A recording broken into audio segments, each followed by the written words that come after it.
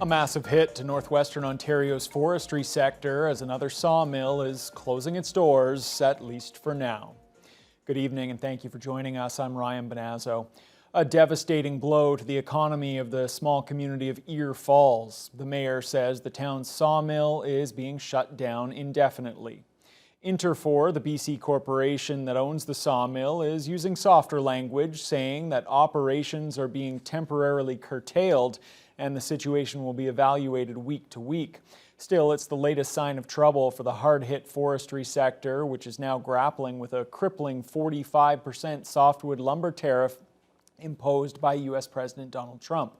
Ear Falls Mayor Kevin Cahoot posted this to Facebook on Thursday night, saying, quote, "The announcement of an indefinite shutdown at the Ear Falls sawmill is heartbreaking news for our town." He goes on to say that the town is in contact with Premier Doug Ford and Associate Forestry Minister Kevin Holland. Northwestern Ontario Municipal Association President Rick Dumas says his organization will also continue working with senior levels of government.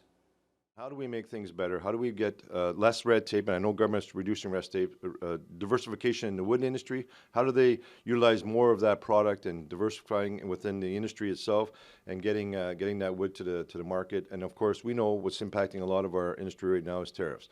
You know, with the tariffs and the impact of that, and we have to get through that. And we know that Prime Minister Carney's been working with, President Trump. And Premier Ford said clearly, like, we got to get this guy out of there because the reality is he's impacting Canada. Unifor, which represents Ear Falls sawmill workers, is also calling for immediate government actions.